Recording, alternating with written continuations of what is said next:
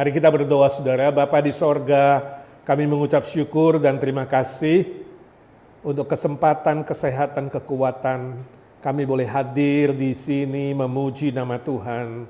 Kami boleh mendengarkan kesaksian-kesaksian yang menyatakan Tuhan itu hidup. Tuhan Yesus yang sudah bangkit adalah Tuhan yang baik, yang memelihara kami, anak-anak-Mu satu persatu dalam segala situasi yang ada. Kami bersyukur Tuhan boleh jaga anak-anak Tuhan, pelihara satu persatu, khususnya Berry, Andi yang hari ini kami dengar ada di dalam lindungan Tuhan. Shirley yang berulang tahun, Tuhan terus pakai dia menjadi hamba-Mu yang efektif dan produktif. Juga kami semua, kami yakin Tuhan 100% Engkau Tuhan yang maha baik. Terpuji nama-Mu, kami ingin belajar firman-Mu, kami minta kesegaran, kami meminta hikmat, kami meminta pencerahan dari Roh Kudus agar kami mengerti dan pakailah hamba-Mu yang lemah, hina dan terbatas ini. Dalam nama Tuhan Yesus kami berdoa dan mengucap syukur. Amin.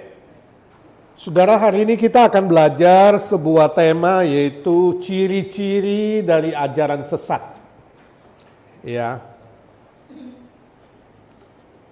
Berapa waktu lalu saya kembali ke Indonesia, saya sudah mendengar ada beberapa aliran atau kelompok yang sungguh mendatangkan keresahan bagi gereja-gereja yang aliran besar, yang injili, yang memegang firman Tuhan. Beberapa teman bertanya soal tokoh-tokoh, beberapa guru atau yang mengaku guru, mengaku pengajar, tapi mengajarkan sesuatu yang berbeda. Ya. Itu sebabnya hari ini saya ingin kita belajar bagaimana caranya kita bisa mendeteksi atau melihat ciri-ciri ajaran sesat itu bagaimana, ciri-ciri ajaran yang menyimpang dari firman Tuhan itu apa? Ya. Dari khotbah Tuhan Yesus tentang akhir zaman di Matius 24, kalau saudara nanti di rumah ada waktu, saya minta saudara membaca seluruh pasal, itu khotbah Tuhan Yesus tentang akhir zaman. Ya, di sana Yesus sudah memberikan peringatan kepada kita supaya waspada terhadap munculnya ajaran-ajaran sesat yang semakin marak, semakin banyak. Ya, menjelang akhir zaman kedatangan Dia kedua kali. Nah, malam ini kita akan melihat beberapa ayat saja menjadi dasar pemikiran kita. Matius 24 ayat 4 sampai 5. Tuhan Yesus berkata, jawab Yesus kepada mereka, ini firman Tuhan, Matius 24 ayat 4 sampai 5, waspadalah supaya jangan ada orang yang menyesatkan kamu. Ini diucapkan pada abad pertama, saudara. Sebab banyak orang akan datang, bukan satu dua, dengan memakai namaku, jadi mereka mengklaim tahu nama Yesus, memakai nama Yesus, bahkan ada yang berani berkata, akulah Mesias, juru selamat itu, dalam konteks tentu berbagai macam hal. Dan mereka akan menyesatkan banyak orang, jadi jangan heran kalau ada banyak orang disesatkan. Ya, ayat 11, banyak nabi palsu akan muncul dan menyesatkan banyak orang, sekali lagi banyak orang akan disesatkan, dan banyak yang ngaku-ngaku nabi palsu. Jadi kalau hari ini ada yang ngaku-ngaku nabi, saudara sudah mulai harus berhati-hati. Ya, sebab nabi itu sudah digenapi di perjanjian lama. 24 bahkan, Mesias palsu, juru selamat yang ngaku tapi palsu, dan nabi-nabi palsu itu akan muncul. Dan mereka akan mengadakan tanda-tanda yang dahsyat dan mujizat-mujizat. Jadi saudara jangan terlalu cepat tertarik sama tanda-tanda dahsyat, bahkan menurunkan api atau melakukan mujizat-mujizat. Belum tentu itu benar, sebab nabi palsu, Mesias palsu pun bisa dipakai oleh iblis ya untuk menyesatkan orang.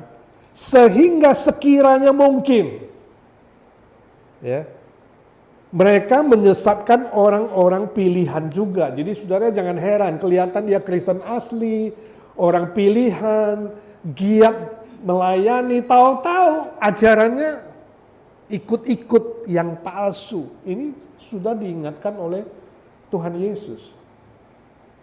Lalu Rasul Yohanes, salah satu rasul yang paling dekat dengan Tuhan Yesus, yang paling terakhir meninggal, juga mengajar kita agar waspada dan menguji ajaran-ajaran sesat atau roh-roh yang menyesatkan itu. Kita baca di 1 Yohanes 4 ayat 1, demikian firman Tuhan. Saudara-saudaraku yang kekasih, kata Rasul Yohanes, janganlah percaya akan setiap roh, tapi ujilah roh-roh itu. Jadi kita diminta bukan berdiam diri atau pasrah asal terima saja, ya, tapi menguji roh-roh itu. Kalau mau menguji, saudara harus tahu bagaimana mengujinya, lalu saudara harus punya pengetahuan untuk mengujinya, betul nggak? Roh itu harus diuji. Apakah mereka berasal dari Allah? Jadi bisa saja ngaku-ngaku kenal Tuhan, tapi sebenarnya seperti Matius 7, Yesus bilang, aku nggak kenal kamu kok. Ya, ngaku-ngaku berasal dari Allah, padahal palsu. Sebab banyak, sekali lagi, banyak nabi-nabi palsu, di situ pakai plural, genap, jamak, ya, banyak, bukan 1-2. Jadi kalau cuma 1-2, saudara jangan heran. Ya, ini banyak kok, nanti makin banyak, jadi akan makin banyak nabi-nabi palsu yang telah muncul dan pergi ke seluruh dunia, bukan hanya di Yahudi, Yerusalem, atau Amerika, termasuk apa? Indonesia. Ya, seluruh dunia. Ini perkataan Rasul Yohanes, firman Tuhan. Jadi saudara mungkin bertanya, ajaran sesat itu apa sih definisinya? Nah, saya ingin saudara malam hari ini paling tidak sebelum kita belajar lanjut, definisi ajaran sesat itu saudara jangan salah mengerti, jangan sembarang juga saudara kemudian menuduh orang sebagai pengajar sesat. Ya. Ini definisinya. Ajaran sesat didefinisikan sebagai berikut. Ide, pemikiran, pengajaran, atau doktrin yang memakai label Kristen atau label Alkitab. Nah, ini penting. Jadi kalau agama-agama lain, saudara jangan sembarang mengatakan itu ajaran sesat, itu agama lain. Jangan sembarang saudara menuduh agama lain itu ajaran sesat. Gak ada hubungannya. Ya. Jadi yang berani-berani memakai label Kristen, yang memakai label Alkitab, tapi sebenarnya bertolak belakang, menentang atau menyimpang dari ajaran Alkitab yang sebenarnya, atau ajaran iman Kristen gereja mula-mula yang diajarkan oleh para rasul, itu ajaran sesat. Cukup jelas saudara ya. Jadi jangan cuma beda dalam hal yang tidak mutlak, saudara langsung nuduh, wah ini gereja ini sesat. Belum tentu, mungkin dia ekstrim, mungkin dia lain sendiri, tapi ya bukan menentang ajaran Alkitab, bisa juga. Jadi ada agama lain, ada ajaran ekstrim, itu disebut dengan teologi tapal batas, artinya sudah di garis batas, kalau lewat itu sudah sesat, bisa juga. Ya, ekstrim, jadi satu kaki sudah hati-hati, udah di garis, itu teologi tapal batas, kita sebut dengan ajaran ekstrim. Kalau sudah sengaja dan terang-terangan menentang Alkitab dan melawan ajaran Alkitab dan iman Kristen mula-mula, itu ajaran sesat. Cukup jelas ya definisi ini, cukup jelas. Oke, lanjut. Ajaran sesat adalah salah satu senjata yang dipakai si jahat untuk menyerang atau menyesatkan orang-orang beriman. Jadi kita harus ngerti kenapa ada, sebab itu alat yang dipakai oleh iblis untuk menyerang orang-orang beriman. Tapi di pihak lain, Tuhan bisa mengubah ajaran-ajaran sesat yang muncul itu menjadi salah satu alat untuk menguji keaslian orang-orang percaya. Jadi seperti pedang bermata dua. Bisa menjatuhkan, tapi juga sekalian menguji, kamu itu asli atau palsu. Kalau kamu tidak hati-hati, termakan, terhanyut, tersesat, jangan-jangan kamu selama ini bukan asli. Sebab itu, di satu sisi kita harus waspada, hati-hati, tapi di sisi lain kita bersyukur. Kenapa bersyukur dengan munculnya banyak ajaran sesat?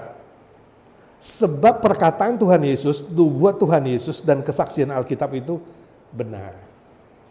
Nah, saudara lebih bersyukur mana? Kalau di akhir zaman ini tidak muncul ajaran sesat atau makin banyak ajaran sesat? Tentu makin banyak kita bersyukur sebab apa? Kata-kata Yesus benar. Nubuat itu benar. Jadi saudara jangan heran kalau makin banyak. Nah, hari ini kita akan belajar apa sih ciri-ciri dari ajaran sesat itu. Pertama, memakai sumber otoritas yang baru. Itu ciri khas pertama. Menurut iman Kristen yang sejati, Alkitab adalah satu-satunya sumber otoritas yang menjadi ukuran iman, ukuran moral atau etika, dan ukuran kehidupan sehari-hari. Gak bisa ditawar, cuma Alkitab. Nah, bagi ajaran sesat, mereka memiliki sumber otoritas yang lain. Ya, ada kalanya sang pemimpin mengklaim mereka mendapat wahyu atau inspirasi baru. Gua dapat wahyu baru ini ya. Lalu mulai menciptakan doktrin baru. Hati-hati, ya.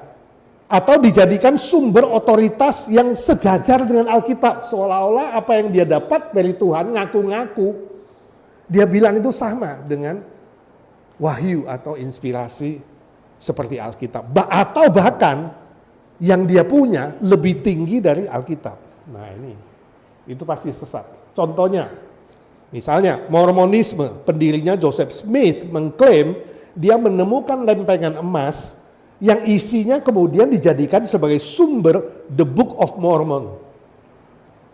Dan kitab kedua yaitu The Pearl of Great Price and Doctrines and Covenant milik orang Mormon. Jadi orang Mormon lebih menghargai The Book of Mormon dan bukunya The Pearl of Great Price dan Doctrine and Covenant dari Joseph Smith dibanding dengan Alkitab. Christian Science misalnya memakai buku Mary Baker Eddy. Last name-nya Eddy ya. Kalau saya last name-nya Francis. Christian Science memakai buku Mary Baker Eddy sebagai otoritas, ya. Science and Health with Key to the Scripture, itu di buku dia sebenarnya tesisnya dia. Waktu dia kuliah Science, dia kemudian dijadikan Science and Health with Key to the Scripture, itu menjadi tanda kutip otoritas dari Christian Science. Lalu The Unification Church, ini Sun Myung Moon ya tokohnya, orang Korea, dia menciptakan Moon's Divine Principle. Sebab dianggap Alkitab itu kurang lengkap, jadi perlu dilengkapi sama kitabnya si Moon ini. Ya. Lalu Saksi Yehova punya kitab terjemahan dan tafsiran dari Charles Taze Russell pendirinya. Itu kitab yang mereka pakai. Lalu The Children of God misalnya memakai Mo Letters, ini adalah tulisan dari Moses pendirinya. The Children of God, ini beberapa ajaran sesat. Mereka punya sumber otoritas yang lain. Nah, saudara hati-hati ya, kalau sudah Alkitab plus atau Alkitabnya lebih rendah dari kitab yang lain. Aplikasinya buat kita apa? Alkitab 66 kitab sudah sempurna, ini penting. Sudah sempurna dan cukup sebagai ukuran iman, moral dan kehidupan kita. Itu ditegaskan dalam 2 Timotius 3 ayat 16. Jadi tidak perlu ada tambahan kitab-kitab lainnya. Nggak perlu. Bila masih menambah otoritas lain, pasti jadi ajaran sesat. Ini prinsipnya. Ya, bandingkan Wahyu pasal 22 ayat 18 sampai 19, firman Tuhan mengingatkan kita, janganlah menambah atau mengurangi firman Tuhan itu. Sudah cukup. Jadi jelas, jadi gak ada Alkitab plus. Yang plus pasti salah, yang minus pasti salah. Gak plus, gak minus. Jangan menambah, jangan mengurangi. Itu ciri pertama. Ciri kedua dari ajaran sesat, tafsiran yang subjektif terhadap Alkitab. Bukan objektif, subjektif. Sebagian ajaran sesat tidak mengklaim memiliki wahyu atau sumber otoritas yang baru, tapi mereka menafsirkan kebenaran Alkitab secara subjektif, sesuai selera sendiri, sesuai pengetahuan sendiri, ya, sesuai dengan pikiran dan ide dia sendiri, sesuai selera dia dan kepentingan pribadi dia. Nah, ini harus hati-hati. Tafsiran yang demikian sangat tidak bertanggung jawab secara historis, sejarah, maupun secara studi Alkitab yang benar. Artinya mempertimbangkan berbagai konteks dan latar belakang yang ada. Nah, akibatnya apa? Ajarannya akan melawan kebenaran Alkitab. Selain itu ada pula yang dengan berani sengaja menghina otoritas Alkitab. Nah, misalnya Herbert Armstrong, pendiri Worldwide Church of God, mengatakan otoritas Alkitab adalah ajaran kafir dan humanis. Sebab itu harus kembali kepada ajaran menurut tulisan dia. Nah, ini Armstrong. Mark Walford, pendeta Pentakosta, salah tafsirkan Markus 16 ayat 17 sampai 18, dia katakan itu adalah tanda keaslian dan kuasanya sebagai hamba Tuhan. Lalu dia pamer dirinya, ya, mengatakan dia kalau dipatuk ular gak apa-apa, lalu dia, ya, dalam ibadah minggu dia bilang dia akan menjadi rasul seperti abad pertama, lalu dia duduk, dia tiduran, dia main dengan ular, lalu justru ularnya pagut paha dia digigit, dibawa ke rumah sakit, dalam 3 jam livernya rusak, ginjalnya rusak, total hampir 10 jam dia mati. Ini contoh salah satu yang menghina dan salah tafsir Alkitab. William Miller misalnya, cikal bakal lahirnya ajaran Adventisme, menafsirkan Daniel 8 ayat 14 dan Wahyu 14 ayat 6 sampai 12, lalu dia menghitung kedatangan Kristus kedua kali, katanya jatuh pada tahun 1843, ternyata salah. Kemudian dia ubah, dia katakan salah hitung, yang benar adalah spring 1844, salah lagi. Lalu dia bilang yang benar adalah fall, musim gugur 1844, salah lagi. Lalu sebagian pengikutnya meninggalkan dia, mengecam dia sesat, tapi sebagian lain simpati dan melindunginya. Salah satunya adalah Ellen G. White. Saudara tahu Ellen G. White? Ellen G. White kemudian dianggap nabi oleh kaum Adventisme, yaitu tokohnya, nabinya orang Advent. Nah, Ellen katakan sebenarnya tafsiran Miller sudah benar tentang waktu kedatangan Yesus di tahun 1844. Tapi tahun itu bukan Yesus datang kedua kali ke dunia ini, melainkan Yesus masuk ke ruang Maha Kudus di sorga untuk menyelidiki nama-nama orang yang dosanya sudah diampuni dan dihapuskan. Lalu dia sebut sebagai doktrin investigative judgment. Jadi Yesus itu diutus Bapa untuk menghitung dan menginvestigasi nama-nama siapa yang pantas diselamatkan. Ya, karena penafsiran yang berbeda, si Millernya malah gak setuju dengan si White. Lalu mereka berantem, keduanya jadi musuhan dan saling menuduh, kamu sesat, kamu sesat, kamu saling menuduh sesat. Hingga hari ini Adventisme yang dipelopori oleh Ellen G. White menentang ajaran Millerisme. Miller sebagai seorang petani doang, gak belajar Alkitab, lalu tafsir sendiri, gak belajar baik-baik. Nah, aplikasinya buat kita apa? Saudara, mereka lupa ajaran Tuhan Yesus yang mengatakan tidak ada seorang pun yang tahu kapan kedatangan Kristus kedua kali. Matius 24:36. Jadi jangan coba-coba menafsirkan, siapapun yang spekulatif dan menafsirkan pasti sesat, pasti salah. Jangan tertarik juga dengan ajaran yang nekat menafsirkan Alkitab seenaknya dan sembarangan. Itu ditegaskan dalam 2 Petrus pasal 1 ayat 20 sampai 21. Ciri khas ketiga, Yesus yang lain dari ajaran Alkitab. Sebagian besar ajaran sesat memberitakan Yesus yang lain, yang tidak sama dengan ajaran Alkitab. Ajaran Alkitab jelas mengatakan Yesus Kristus adalah Allah, Sang Pencipta. Yohanes 1 ayat 1 sampai 3. Ya, Yesus itu inkarnasi menjadi manusia, Sang Pencipta itu, lahir dari Roh Kudus melalui perawan Maria, mati disalibkan demi pengampunan dosa bagi manusia, kemudian bangkit pada hari ketiga, naik ke sorga, duduk di sebelah kanan Allah Bapa, dan Kristus itu setara dengan Bapa dan Roh Kudus. Dan dia akan datang kembali untuk menghakimi semua manusia. Bandingkan pengakuan iman rasuli, minggu lalu saya ada singgung bahwa abad 1 sampai 4 ya, gereja-gereja diserang hanya dalam doktrin Roh Kudus. Itu sebabnya lahir pengakuan iman rasuli rumusan Kristus paling banyak.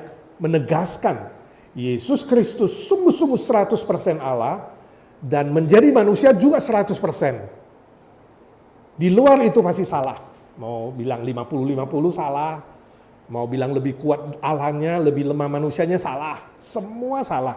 Jadi semua ajaran sesat abad 1 sampai 4 ditolak oleh bapak-bapak gereja. Mereka bersidang berulang-ulang dan melahirkan pengakuan iman rasuli yang setiap minggu kita hafalkan.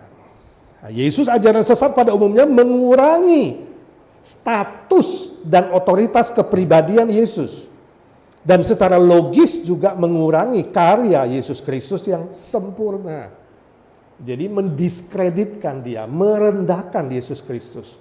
Misalnya Mormonisme mengajarkan Yesus adalah anak rohani yang pertama dari Allah Elohim.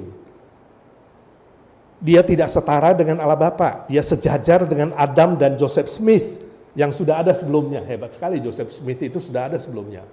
Ya. Yesus Kristus bukan juru selamat manusia, tapi memberikan kesempatan kepada manusia untuk menyelamatkan dirinya sendiri. Itu ajaran Mormon.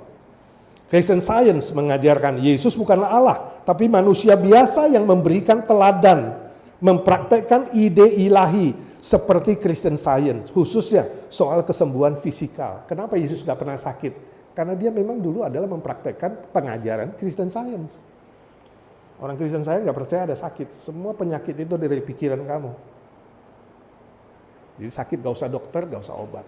Belajar seperti Yesus, mempraktekkan ide ilahi. Ya, itu konsep Christian Science. Saksi Yehova mengajarkan Yesus bukanlah Allah, tapi malaikat ciptaan Allah. Ketika menjadi manusia, Yesus adalah manusia biasa, lalu dia diberikan status kekekalan.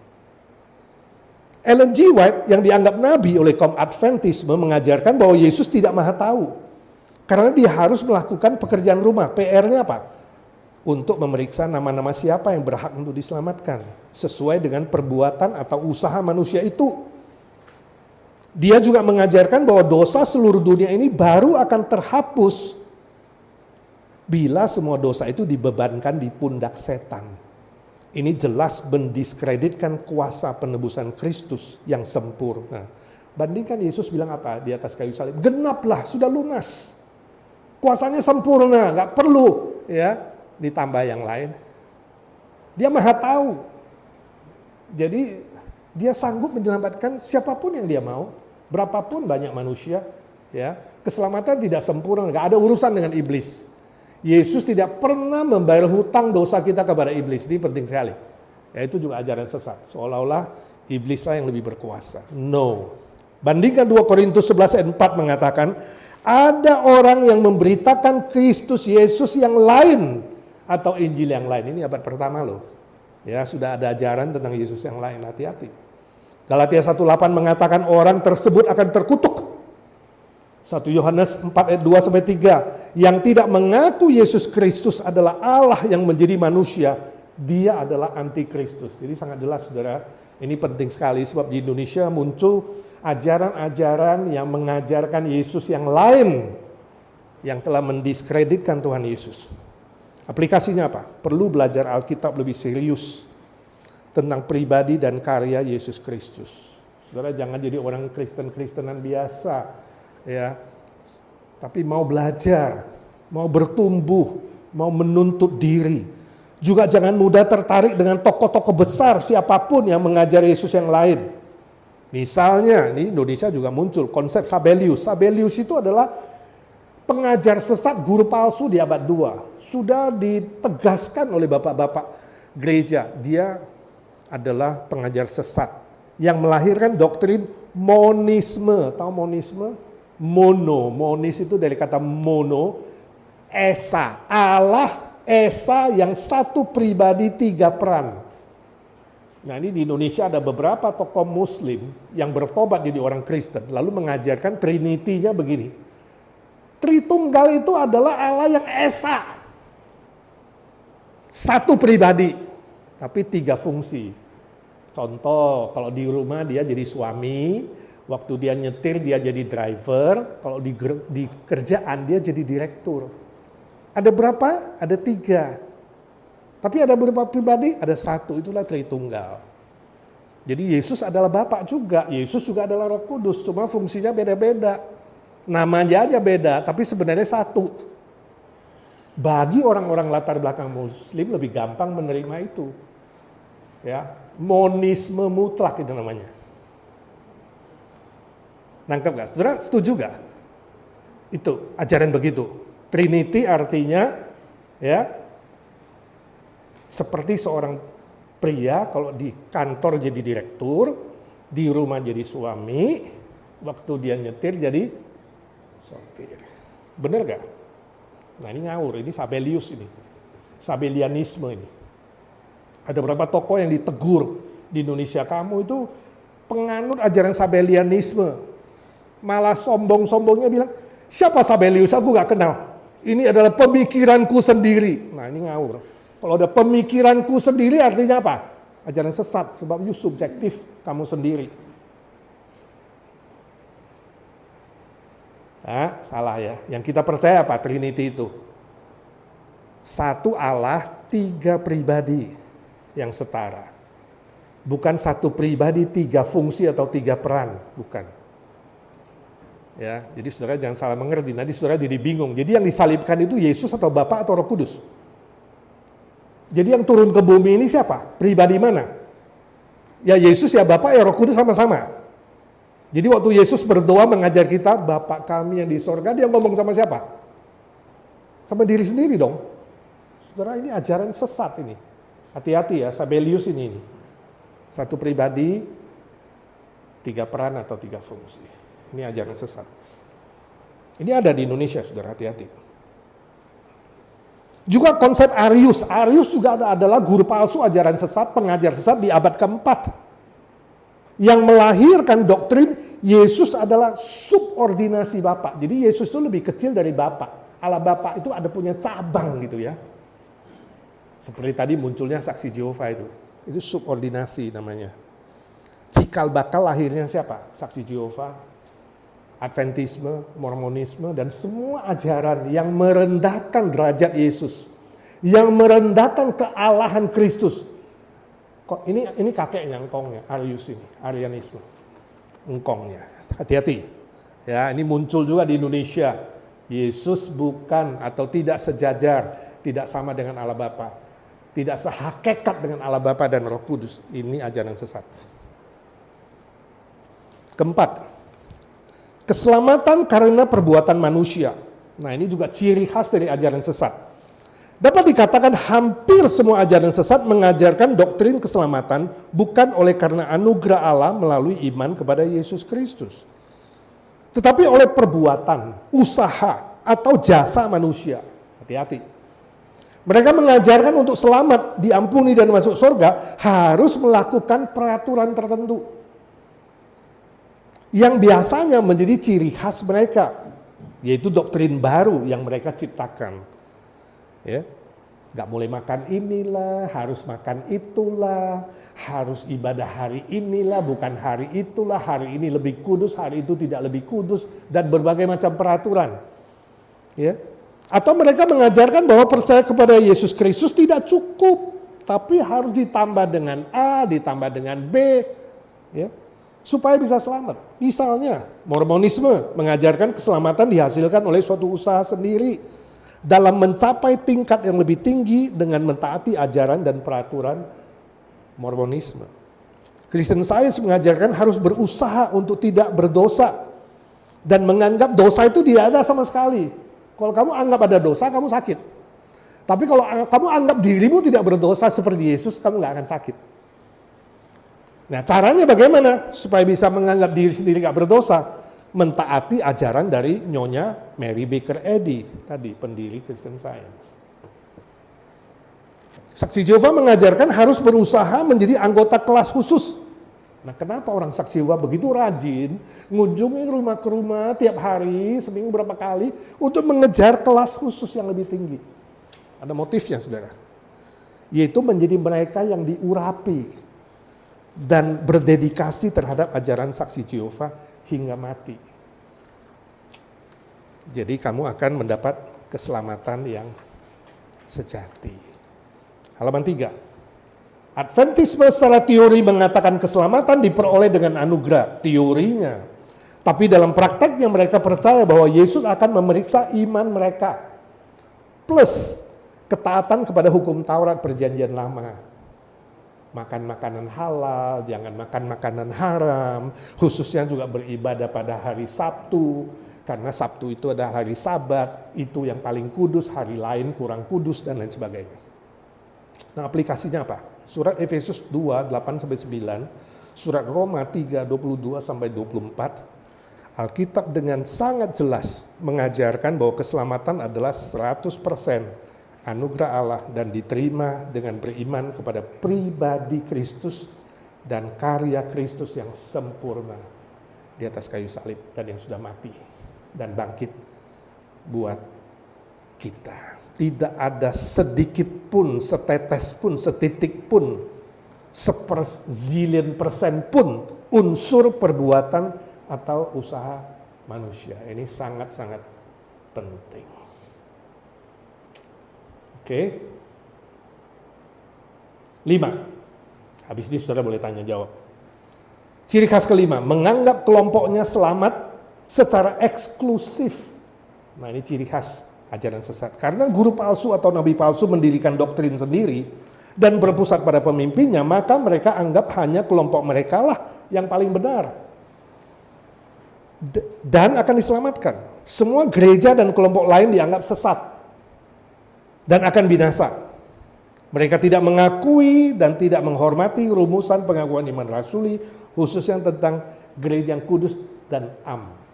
Gereja lokal dan gereja universal yang percaya kepada Tuhan Yesus. Misalnya, Mormonisme menganggap semua gereja sudah sesat sampai tahun 1820. Tuhan memberikan wahyunya kepada Joseph Smith. Tahun 1829 terjadi pemulihan gereja, yaitu melalui gereja Mormon, satu-satunya kumpulan orang-orang kudus pada akhir zaman. Itu sebabnya gereja Mormon disebut The Church of Latter-day Saints. Yang lain gak kudus, yang di gereja kita lah yang paling kudus, orang-orang kudus. Ya. Christian Science mengklaim mereka adalah gereja satu-satunya yang benar karena Nyonya Mary Baker Eddy yang menerima wahyu kebenaran, yang lain nggak benar. Sebab itu di luar Christian Science tidak ada kebenaran yang sejati. Sangat memutlakkan diri sendiri, kelompok sendiri. Saksi Yehova anggap hanya gereja mereka lah yang menjadi umat Allah yang benar. Semua yang lain adalah pengikut dari iblis.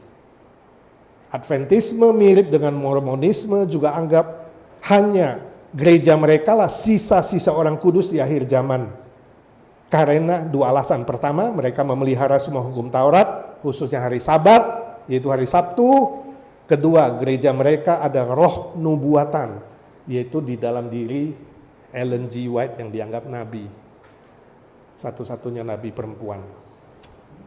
Hati-hati saudara, ini aplikasinya. Hati-hati dengan kelompok yang eksklusif yang menonjolkan pemimpin atau memberhalakan kelompoknya atau gerejanya dan mendiskreditkan gereja lain. Menganggap keselamatan hanya ada dalam kelompok mereka atau melalui gereja mereka. Hati-hati, ini ajaran sesat. Sampai di sini ada pertanyaan? Katolik agama lain. Indonesia menaruh Katolik itu sebagai agama lain. Itu sebabnya kalau kita tanya, kamu Kristen? Dia bilang, oh bukan, kami Katolik. See? Katolik telah menggolongkan diri mereka sebagai agama lain. Jadi kita tidak menyentuh. Agama lain, Pak. Nggak masuk di sini. Ajaran sesat adalah ajaran yang mengklaim Kristen, memakai Alkitab, tapi menentang Alkitab. Mereka punya Alkitab yang beda dengan kita, punya ajaran yang berbeda. Jadi Katolik bukan Kristen. Katolik adalah Katolik, Kristen adalah Kristen. Agama lain. Oke? Pertanyaan lain. Sedikit lagi, bagaimana respon kita? Respon kita. Dalam surat 2 Yohanes 1 ayat 10 sampai 11 Rasul Yohanes katakan, janganlah kamu menerima pengajar sesat dalam rumahmu. Wah, sangat tegas ini. Yohanes itu luar biasa.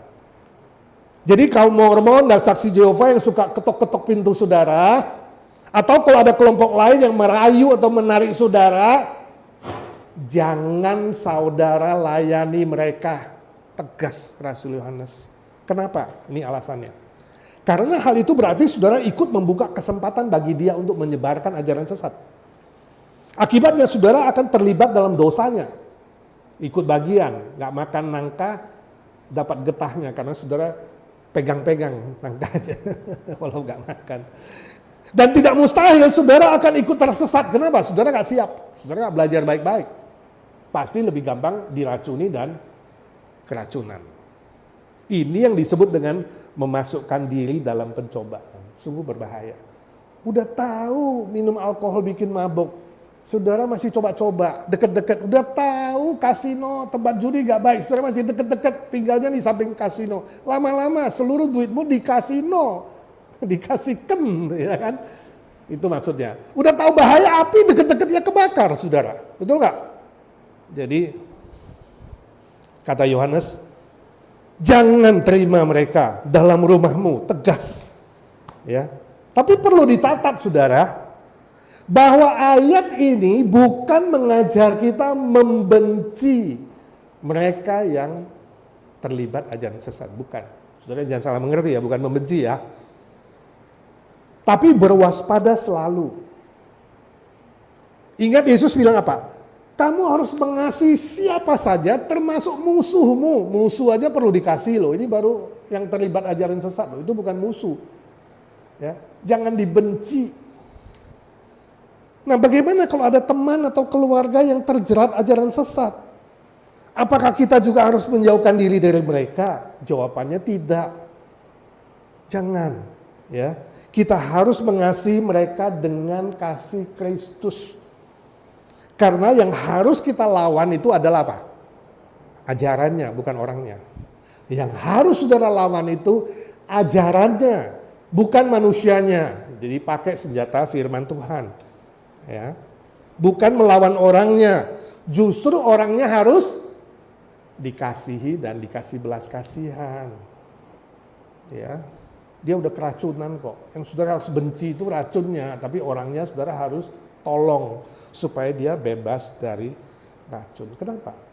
Sebab ada banyak orang ikut-ikut ajaran sesat, motifnya beda-beda. Saudara harus tahu dulu motifnya apa. Ya, ada yang ikut orang tua, dia ikut-ikut jadi tersesat. Ya. Ada yang ikut teman baik di situ, ikut-ikut lama-lama tersesat. Ada yang ingin mendapat sesuatu, ada keuntungan nih, misalnya kalau kamu gak ada kerjaan, kamu masuk gereja Mormon, nanti dicarikan kerjaan. Apalagi kalau di Utah, saudara, bos-bos itu Mormon, kamu kalau dapat kerja gampang kalau kamu Mormon. Ya? Ada orang ikut Monisme, gereja Sun Myung Moon, kenapa? Karena di gereja itu kamu akan dicarikan jodoh, khususnya kalau belum punya jodoh. Single-single ke situ. Dicariin teman hidupnya, lalu nanti dikasih pesta nikah free semuanya, ya kan? Jadi motifnya beda-beda. Nah ke IGNC paling apa? Paling makan enak. Kalau ke sana, dapat jodoh, dinikahkan, karena sekali nikahkan bisa 1000 pasang. Waduh, dibayarin, dipestain, 100 pasang. Sebab kalau pemimpinnya udah tentukan, oke, you harus nikah dengan ini harus nggak boleh pilih, saudara. Jadi hati-hati. Kalau dia udah tentu ke Tuhan yang ngomong ini divine, ini ya ilahi ini ya. Oke, you yang putih dapat yang hitam ya udah. You yang tinggi dapat yang kurang. Itu sudah ditentukan dan kamu timbang kamu gak nikah ya udah mereka ke sana dapat. Motifnya beda-beda. Jadi saudara sebagai seorang yang bijaksana, orang Kristen, kamu kenalan dulu lah, tanya kenapa dia bisa begitu, ya. Makanya kalau saya kadang ada saksi Yehova datang ke rumahku, kalau saya ada waktu, saya mau melayani sedikit. Walau nggak terima, di luar tok, tapi biasanya saya modalnya gini. Yang satu kan aktif tuh, seniornya gini. Junior kan dengar, permuritan, itu permuritan juga tanda kutip. Saya bilang sama yang senior, sorry saya gak mau ngomong sama you. You diam, saya mau ngomong yang ini. Sama yang junior, saya mulai tanya, kenapa lu ikut dia? Kamu pernah susah ya? Hah? Bagaimana lantai lama? Ininya motong. Ya kan, dia gak mau muridnya diinterogasi. Please, don't speak. Saya mau ngomong kayak ini. Udah 2-3 kali langsung pemimpinnya bilang, let's go. Langsung pergi. Kenapa? Karena ini murid pasti ada something nih. Dia bisa ikut gurunya. Ya, biasanya depresi, susah, sedih, gak ada yang perhatikan. Dia di gereja dia dikecewain mungkin sama majelisnya, sama pendetanya kecewa, ya kan? Ya lagi stres-stres, susah-susah, datang orang ke rumah. You mau Bible study, katanya kan? Ya, lalu dia jelek-jelekin gereja. Kebetulan kamu juga sama. Iya bener ya.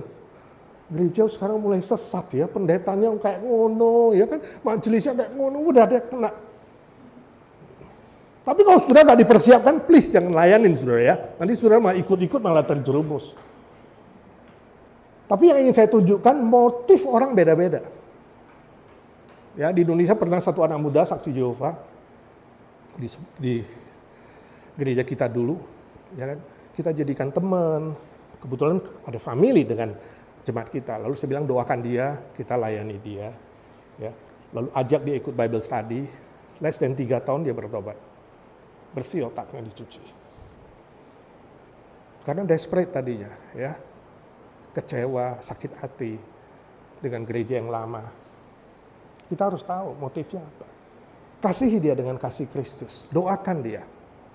Ya, kalau memang saudara berbeban, tapi kalau enggak jangan coba-coba, saudara bisa ikut. Enggak gampang loh, hampir 3 tahun loh baru dia mau berubah dan bertobat dan terima Yesus Kristus sebagai juru selamat dan Allah yang menjelma jadi manusia. Wah, itu enggak gampang. Ngaku Yesus Kristus 100% Allah, itu enggak gampang. Sebab dari otak dia Yesus itu bukan Allah, malaikat atau Allah nomor 2.